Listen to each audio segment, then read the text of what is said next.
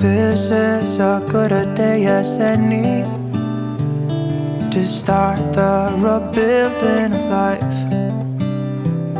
The roads that lay open are many when the old one's gone under the knife. And I can feel the sun on my skin, beginning to thaw from within.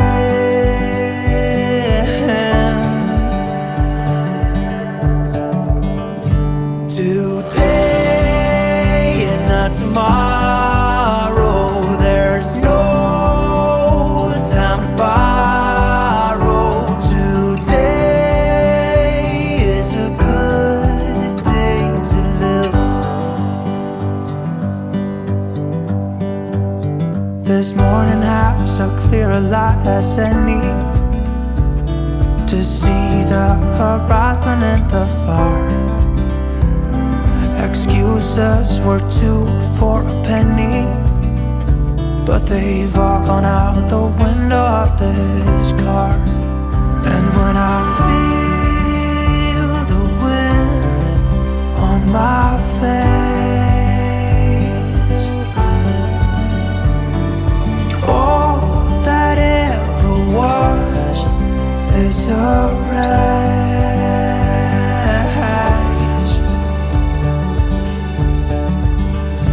Today and not tomorrow, there's no time to borrow. Today, well, something's gotta give. Today is a good. Ladies and gentlemen, please welcome to the stage the leader of New Zealand First, the Right Honourable Winston Peters.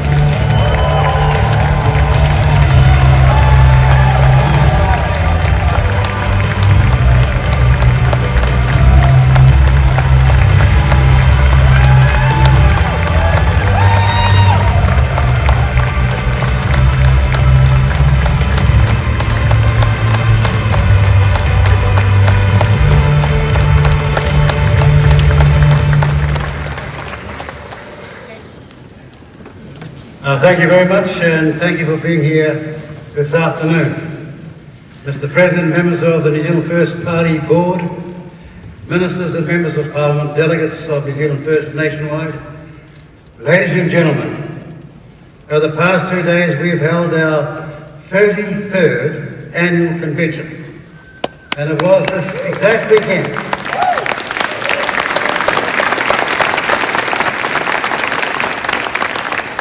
It was this exact weekend in July 1993 when New Zealand First as a political party began. To all those members who began our political party 33 years ago, under a first-past-the-post electoral system, a genuine sentiment of gratitude to each and every one of you.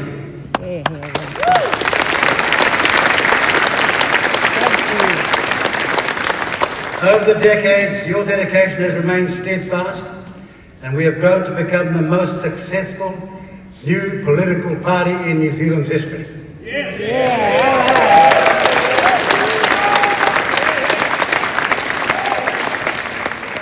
We salute you here today as the next generation, together with the former one, taking this party forward to new levels of success. Ladies and gentlemen, serious times require experience and prudent judgment.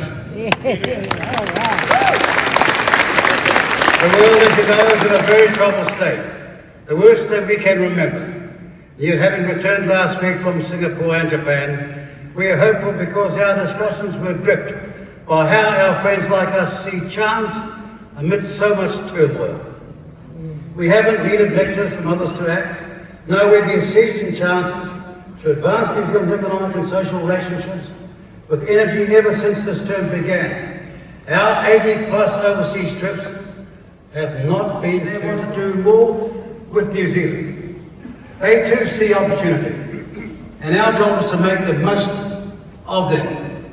That said, don't underestimate just how disruptive the geo-strategic environment is.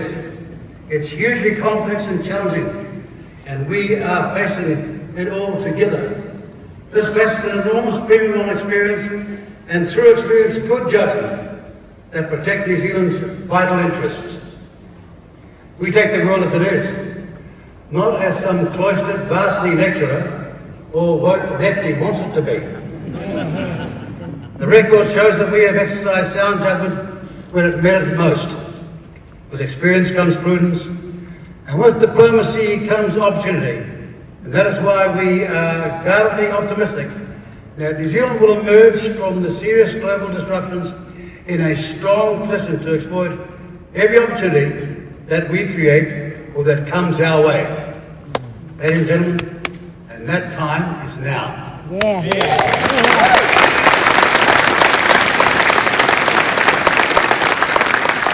New Zealand First has been always the greatest challenge to blind ideology, to social elitism, and to the status quo. We, from the very beginning, have been for one country, one people, one law, one flag, regardless of gender, regardless of race, and regardless of religion.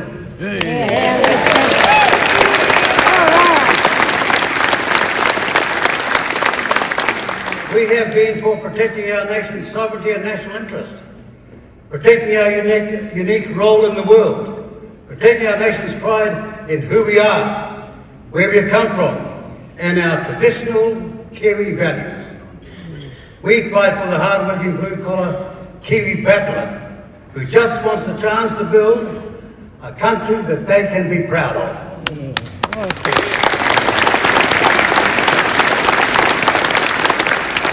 And we have always been and always will be for a thing called plain common sense.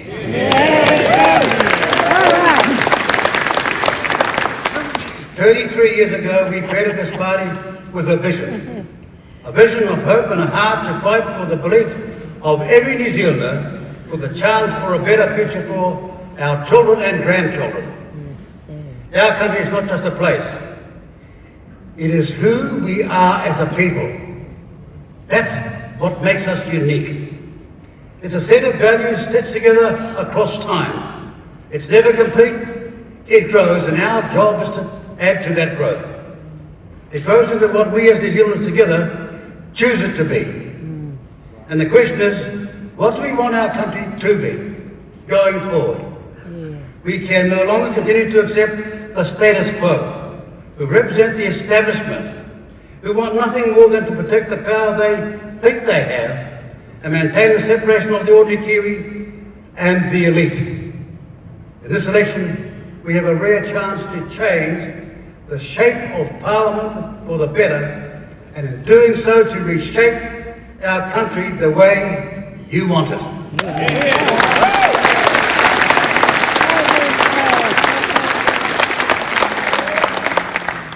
Look, you know, we can choose to continue down the path we have been for over 40 years.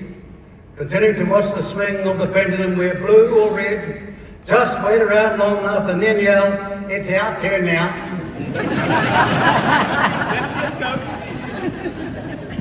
Only then to change very little, apart from continuing to manage the decline. And you know we've been on a long pathway of decline. We can make a choice with our future generations in mind, take back control from the Wellington blue sky bubble, take back control from the way it's always been, take back control from those who choose to be CV politicians, where they are here today, one day, then run out of gas, and are gone the next. Take with them a Rolodex of international job opportunities, speaking circuits, or book tours. Looking back over their shoulder at the country they have just left in decline. Ain't those the facts?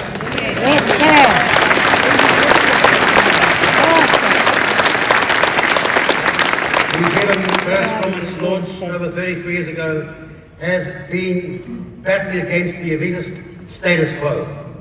No one can deny that. When others wouldn't raise a finger, we've raised the roof over and over again. We're never going to give up the fight against the elitist status quo, and this election is where we can turn it on its head. In November, we have the real chance to show the power of MMP.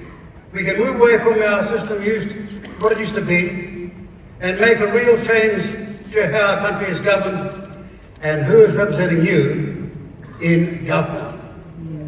What we ask you to do is to give us the tools so we can finish the job.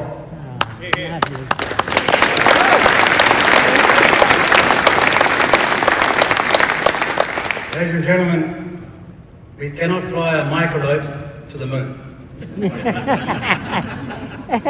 We can't get to the moon with a microlight. But if you give us an Artemis, we will reach the stars.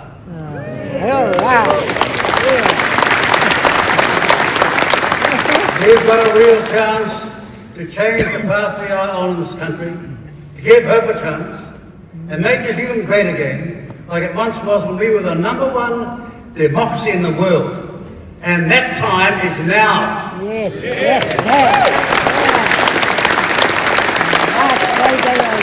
gentlemen, we're going to break the shackles of the status quo. New Zealand First has achieved a lot over the 4 governments that we have been a part of, punching well above our electoral weight. We're the party that raised the minimum wage for workers not once, not twice, but 3 times. Sure, 5, 2, 7, and again under this current government. We're the party that increased our frontline police numbers not once, not twice, but 3 times. 3 times, yeah. In 2005 by 1,000, in 2017 by 1,800.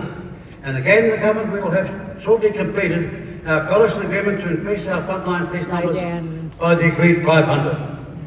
We are the party who demanded in our coalition agreement to introduce coward punch laws and tougher penalties for those who assault our first responders.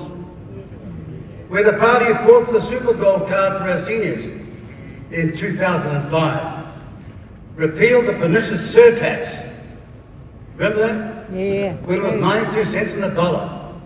Raised super to 66% of median wage, and now making the Super Gold card a form of physical ID.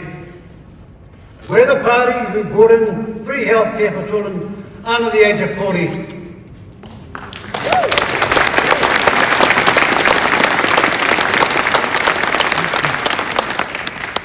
And you might not believe this, but we're the party that gave pay parity to primary school teachers.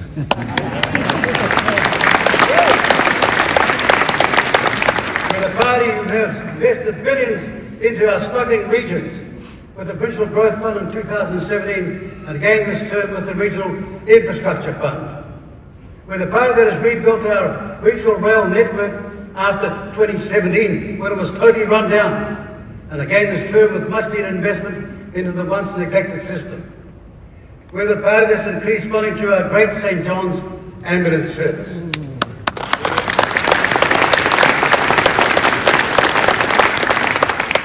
We're the party that has a bill to let the local ratepayers decide about fluoride in their water.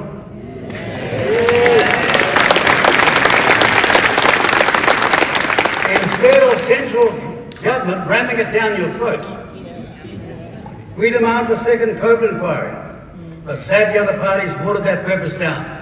Why? Because they were all totally implicated.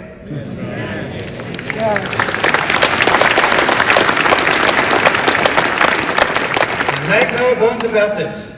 We're the only party that's called for a new select committee inquiry into those who were injured by the vaccine and being compensated.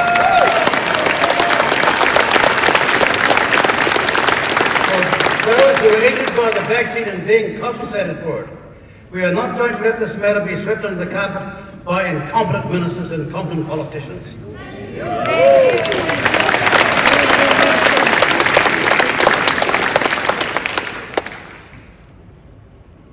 We are the only party that has called for a new select committee inquiry, as I said, because justice cannot be delayed any longer. We're the party that stopped all work on Hey Pua Pua. We stopped the WHO imposing international health regulations without New Zealand's first consent.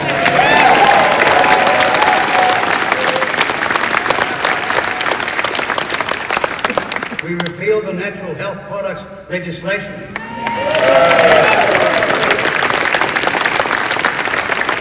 And heavens above, we're taking men out of women's sport.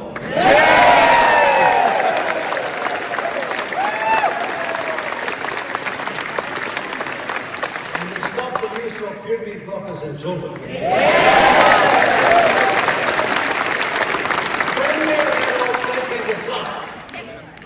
But not before. And we'll make English an official language that will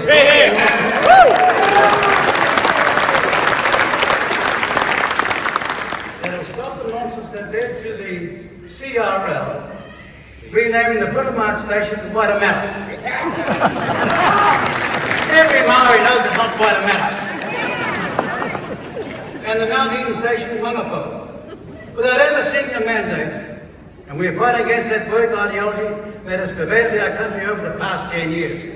The list goes on and on.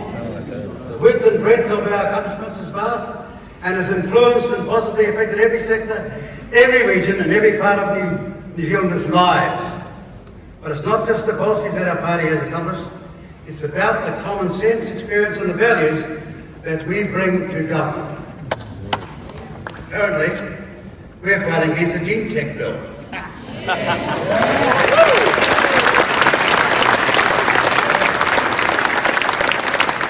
We're fighting against the use of digital ID.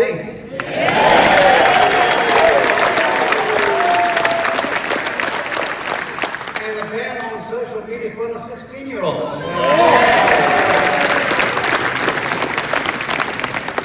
We're not going to take heed of what the parents are going to say. But if we are a country want to achieve more, to see more of those great policies, to see those values and principles of nationalism, patriotism, and conservatism in the true leadership of our great country, then New Zealand First needs you to give us the tools that we need to get the job done.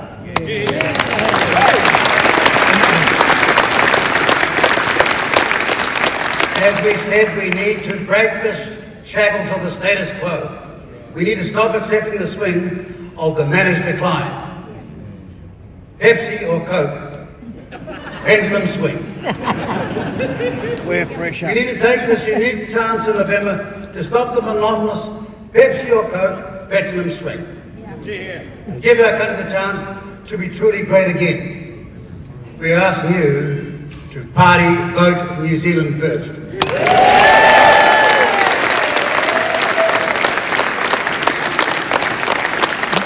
There are countless examples, but here's just one.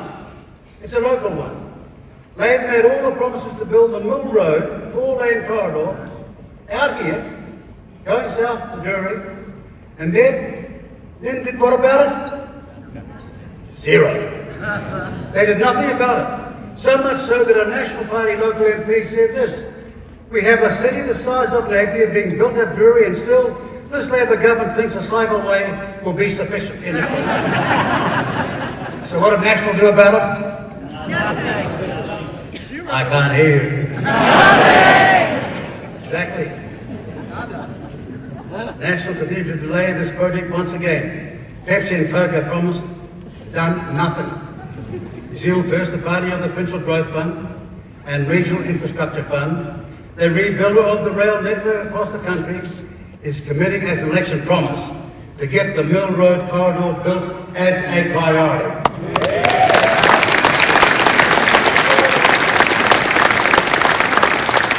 You have seen in recent months that New Zealand First is against the Indian Free Trade Agreement, and for good reason. It's not the great deal that's been portrayed by other political parties. We aren't against free trade agreements. Look, it's written into the New Zealand First coalition with National to specifically prioritise an FTA with India.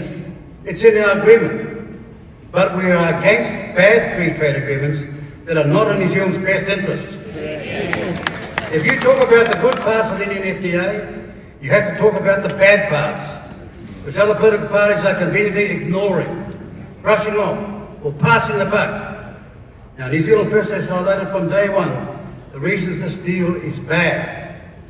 We stated from day one that this deal had unprecedented immigration settings, including uncapped student numbers, with working rights and 5,000 visa holders entering New Zealand able to bring in families with them. That's in the agreement. That is in addition to other uncapped immigration work visa pathways within the agreement. Did I say that? No, the Prime Minister of India said that. The Trade Ministry of India said that. The Communications Ministry of India says that. The ultimate question and problem we have is why has immigration been made one of the centerpieces of what is meant to be a free trade deal? Why has this become a free migration deal? There are also two clauses which are included in the FTA that no one can give an explanation as to why. The UN Governance Framework, UNDRIP, the United Nations Declaration of the Rights of Indigenous People, is in the agreement. This is the provision that created a purpur. The Paris Agreement also, that's in the FTA. The agreement that will see us send up to 22 billion overseas in a pointless and futile attempt to reduce our 0.17% CO2 emissions in the face of just 4 countries, China, US, Russia and India, producing 6% of the world's emissions, and who produce more CO2 in one day than we do in a year. It was in the coalition agreement that UNDRIP is not recognised, and the ACT Party is supposedly against UNDRIP and the Paris Accord. Why are these clauses in the FTA that both National and ACT have supported? Please tell me the answer to that. What is more, New Zealand must promote 33 billion of investment into India over just the next 15 years. Otherwise, India can claw back the agreement. The provisions are in there for the clawback to happen. Billions of our dollars into a foreign country when we are desperate for investment back here in New Zealand, hadn't they noticed?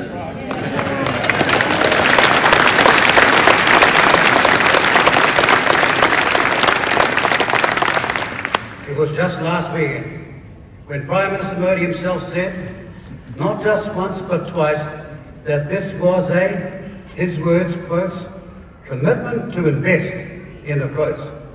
He had months and months to get ready with all the controversy in New Zealand, and yet he came in and said that. Yet we were told by National that it's just, quotes, an aspiration. You heard that before? Well, I can. That's what John Key said UNDRIP was, before it started becoming part of our law. Luxon said Modi was wrong, and Hipkins washed his hands of all responsibility for this mess of different interpretations after eating a sausage roll.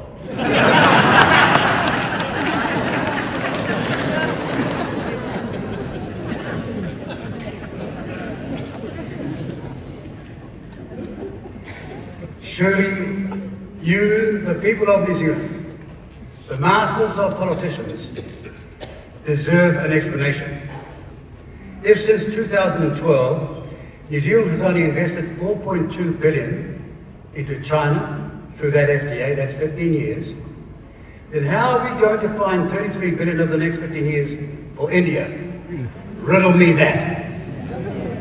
You journalists and commentators and all you business experts, riddle us that. To get to this point where there's such a difference in interpretation after this deal has been signed is a real worry. What is worse is when Hipkins clearly understood that there was very serious potential for different interpretations of the deal to badly affect New Zealand businesses, he warned those businesses that there are risks with what was in the FTA, and then he supported it. You like that? He warned that there's serious risks for businessmen, but I'm the politician signing it, but you look after it if it goes wrong. I'd like that for irresponsibility. That ain't leadership. That's servitude. Hipkins is now putting all that responsibility and risk that he is allowed to occur by supporting the FTA onto New Zealand businesses. And why was the interpretation clear before the FTA was signed by National before ACT and Labour supported it? National brushes it off by saying India is wrong. And Labour is washing their hands of all the risk that they've both created. This, ladies and gentlemen, is a recipe for disaster going forward. And astonishing as it may seem, that Prime Minister Luxon told media that the good news is he spoke to New Zealand manufacturing businesses who told him that they are already planning to put manufacturing facilities into India. Oh, that's great. Hear that? They're already putting New Zealand manufacturing businesses into India. So, ladies and gentlemen, since when was it a good thing that New Zealand companies are now moving employment and production overseas? Can you see how backward this has become? Are you seeing now why New Zealand First has opposed the FTA from the time we saw the real detail?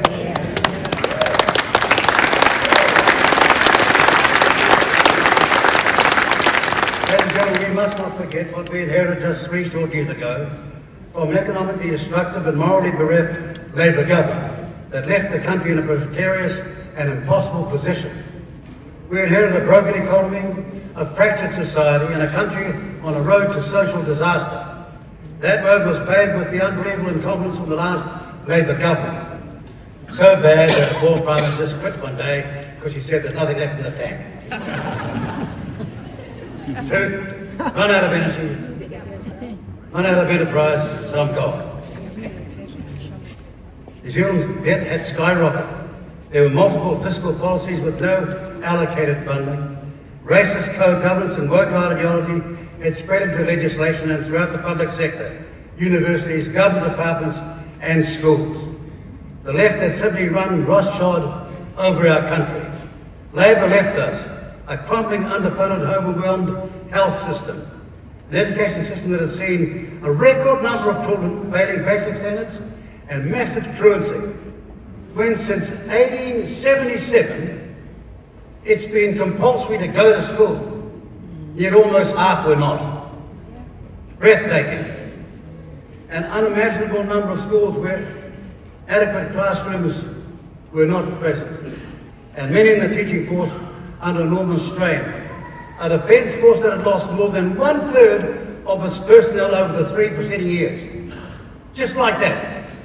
An undermanned police force, hemorrhaging officers to Australia, massive shortages in recruitment, massive increases in crime, and youth brand race night after night, day after day, and violence that was simply out of control. Gang numbers that ballooned over the 3 years, a cost of living crisis, a housing crisis with skyrocketing prices, and unprecedented numbers living in emergency hotels. Remember the Labour Party promise of 100,000 new homes? Remember Twyford? 100,000 new homes he promised over 10 years. After 6 years, how many have they built? You don't know, do you? Not many. They left us a rate of child poverty even higher than when in 2021 Jacinda Ardern made herself the Minister of Child Poverty. It's not kind, no, you're right. But the truth never is. A mental health system that has seen more and more young people suffering with no help. Crumbling infrastructure around the country with no plan, no funding and no idea. An unprecedented, uncontrolled level of immigration. In 2023, they brought in 133,000 immigrants. Never asked you, didn't tell you where they're going to be housed, where they're going to be schooled, whether there's hospitals available. They just brought them in without even any notice at all. And during COVID, left large numbers of people ostracized, demonized, shut down and shut out, ignored and cancelled, all because those people fought for their right to say, no, we disagree. That's all they were saying.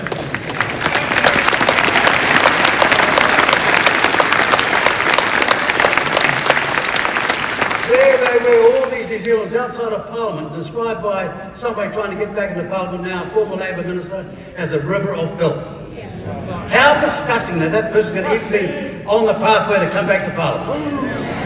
He describes his fellow New Zealanders with their own rights to protest if they feel like it as a river of filth. They're all hoping that you've forgotten about all that. They are now to be back and working with the wacky Greens and the racist mess of the Maori Party. Labour care more about the seats that will give them a road to power than the danger of those who will be in those seats. The Labour Party of just 20 years ago would have never entertained working with the likes of those in the current Greens or Maori Party. Ladies and gentlemen, those two parties now have self-confessed Marxists and separatists who have unworkable, dangerous policies and care more about the globalist woke agenda and ideology and geopolitical wars happening tens of thousands of miles away than the real understanding of the real world back home in New Zealand.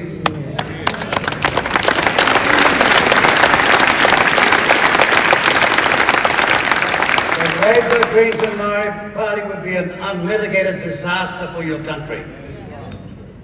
The reality is Labour long ago deserted the traditional blue-collar workers of New Zealand.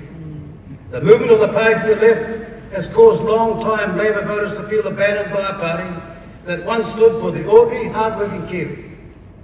Instead, Labour now cares more about social justice issues as they interpret them, social economics as they define them, and cultural separatism. That is why we ruled out working with Labour before the last election, and we're doing so again in 2026.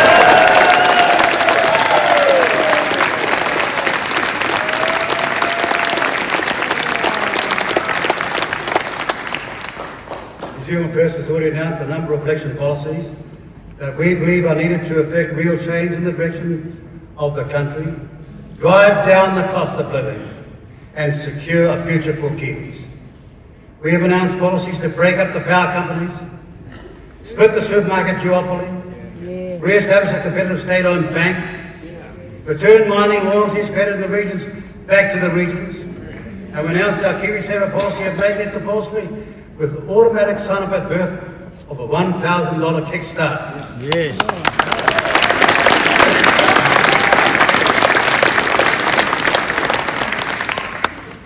Or, by the way, we announced it, and a month later the National Party announced the same policy. Not so much to buy your leave, having cancelled it. We announced a policy to establish a $100 billion future fund that will invest in 30-year infrastructure for our country. A fund that is separate from the influence of politicians and runs similar to the highly successful Temasek model in Singapore. We announced a future fund of $100 billion. Labour, as I said the other day, announced a future policy of $200 billion. Us $100 billion, there's $200 billion, $200 million rather, and they get away with it. Which alarms you when you think we should have a responsible media. They should have been torn apart on that one promise alone. That's what we do. We have also announced that we will pull out of the Paris Agreement that is sensibly hamstringing our country.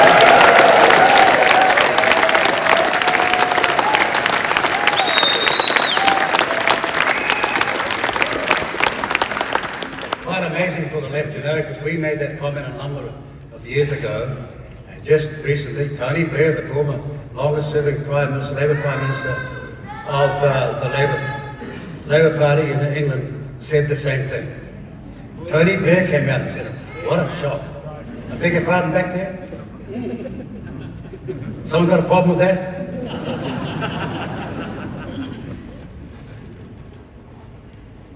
Ladies and gentlemen, can I just say that we're going to ensure in 12 months that this country will have a changed voting system. By that I mean, at the moment you can be in this country for 12 months alone, and you can vote in the national elections, the local elections, you can vote in a referendum, you can change the whole social fabric of our country. Our voting rules are the most lax in the world. We're going to change all that, we're going to fix that. You're going to have to be a citizen to vote in this country.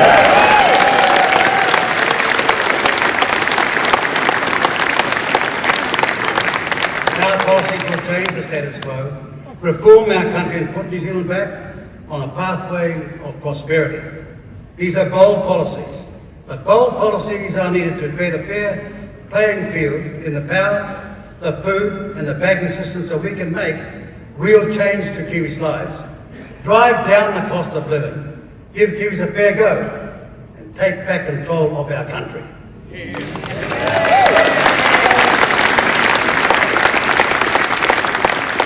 we're announcing another bold campaign policy announcement we're making today. One of the most concerning issues we are currently facing as a nation is the existential threat to fuel security and fuel supply. We're all watching offshore, watching news every day to see what's happening coming out of the Straits of Hormuz and with Iran. We've seen the immediate effects of being isolated and totally dependent on international supply lines of oil and gas, and the dramatic and costly effects it has on New Zealand's sustainability, planning and future certainty. We are totally susceptible to the geopolitical choices made by other nations in the cost, supply and certainty we need as a country to survive today and in the future. We used to be one of the most energy efficient countries in the world, where we had marvellous advantages for businesses and homes in cheap energy, and all that has changed. We've got to take control back again.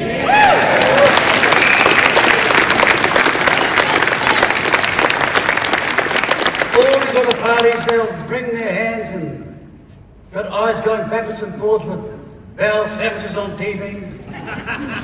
They want to tinker around the edges with solar panel plans, which does next to nothing to address fuel and gas insecurity. We say New Zealand was one of the great potentials in the world to have ownership of our supply of oil and natural gas. We've got that potential. New Zealand potentially holds Norway-scale energy prospects in our offshore basins, and that potential has never been accurately surveyed or characterised with modern tools. If we identify those reserves in our basins, we'll have the ability to utilise the natural resources we have to make our country secure, prosperous, and to build real resilience. Go, baby, go!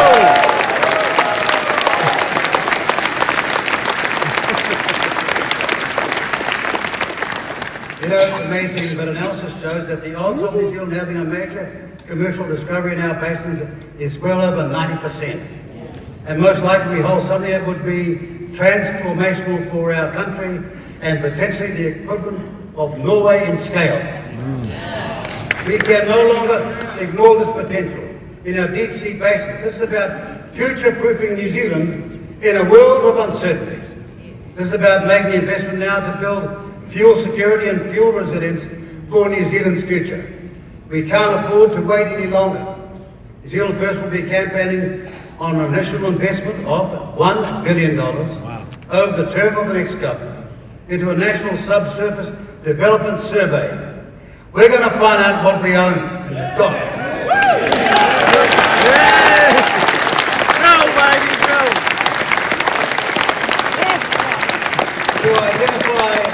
To identify and create one national data set across the energy, geothermal and CEOs, storage sites, and create the framework for New Zealand to develop those sites, extract those resources, and build our country's resilience and prosperous economic future. Yeah.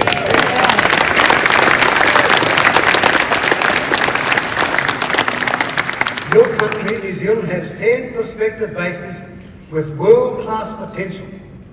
10 prospective basins with world-class potential. The Great South Basin has had only 8 wells drilled in its entire history, and the deeper horizons are untested. The existing seismic data is 2 technology generations old.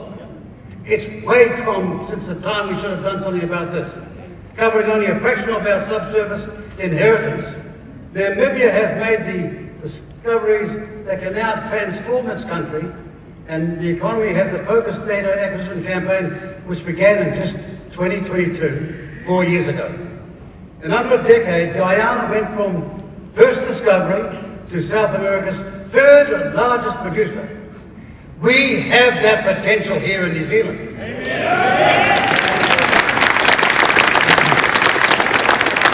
Since the conflict in the Straits of Hormuz, capital is now moving into politically stable basins elsewhere in the world.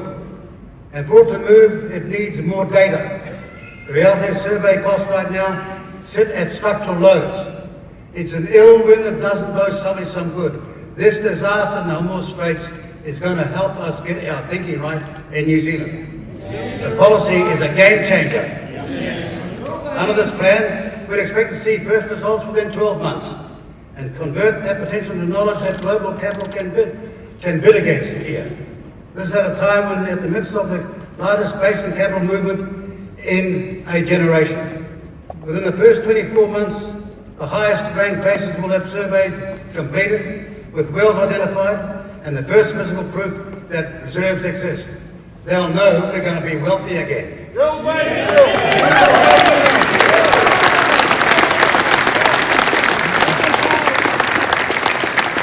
for heaven's sake, don't let politicians determine what we do with it. That's why they're going to have separate model like Temasek, Singapore.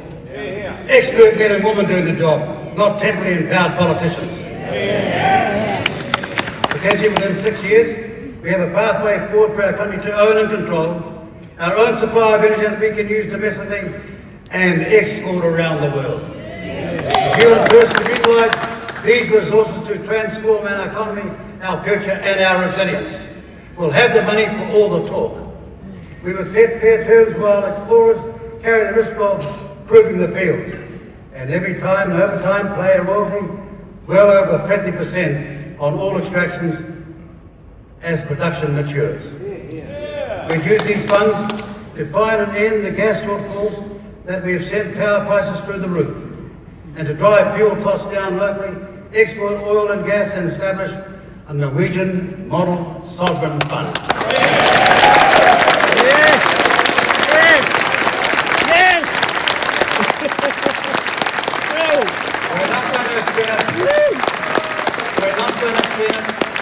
We're not going to spend it on tax cuts. No, we'll get there the other way. We're going to spend it on building a huge sovereign fund for our future, for our grandchildren. All right. We'll transform any discovery into permanent national wealth and invest in regional industry. New Zealand has natural resources that are there ready to be utilised to transform our country. This is about New Zealand's economic sovereignty and security. We can't wait and continue to be beholden to international interests and decision making. We will find those energy reserves, we will extract them, and what we find, we'll use to make our country prosperous again. Yes.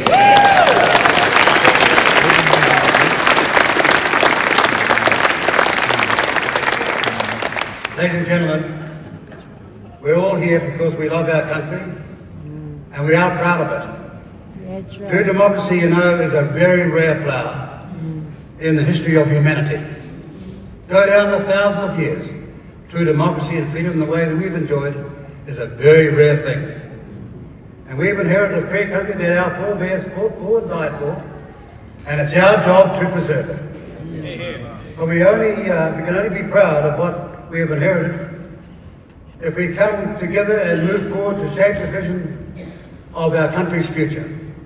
We live in a country that, at its core, traditional values once saw us as New Zealanders amongst the world's leaders. Hard work, fair pay, valuing our citizenship, building a sense of community and knowing who we are as Kiwis. Affordable homes, access to health care if we needed it. Escalator being open to everybody to get on if they wanted education to go as far as they could possibly go. And first world wages, those four things is what this party has always stood for and will again.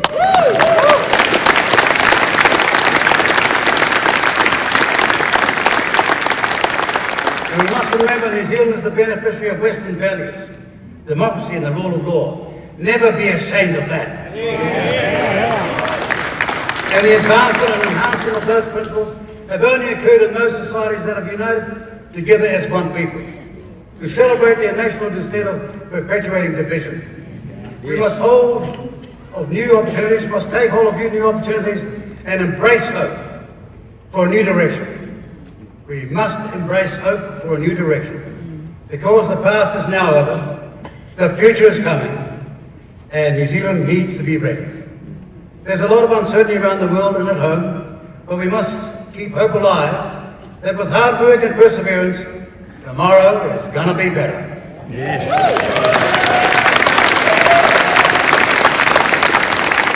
We may go once about it, New Zealand first is nationalistic. We're patriotic and we're socially conservative. We are proud of not only standing for those values, but we're proud to fight for them. Times are tough, but we are fighting for you. And we'll never give up. We must not lose sight of how far we've come on this long road to recovery. But if you give us the tools, we will finish the job.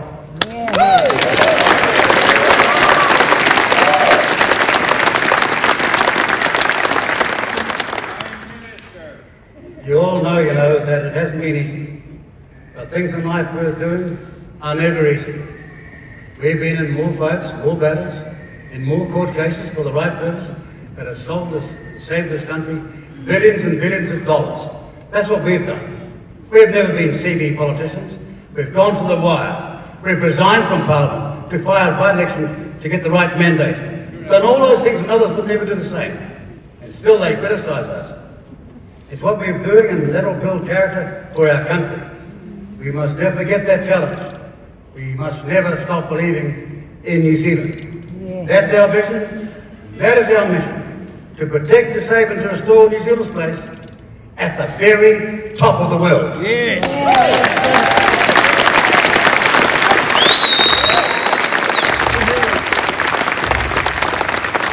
in a phrase, how are we going to do that?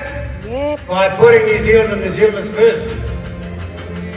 We're asking you to join us and party vote New Zealand first. Thank you much. Thank you very much. Safe journey home. Safe journey.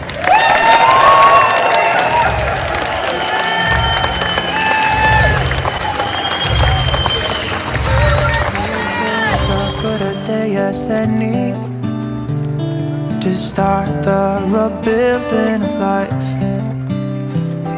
The roads that lay open are many when the old one's gone under the knife. And I can feel the sun on my skin, beginning to thaw from within.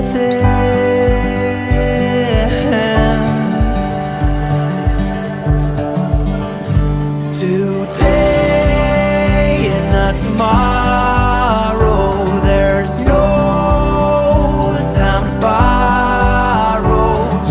Today is a good day to live.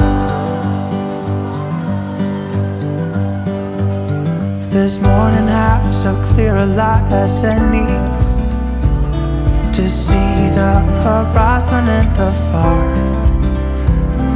Excuses were 2 for a penny, but they've all gone out the window of this car.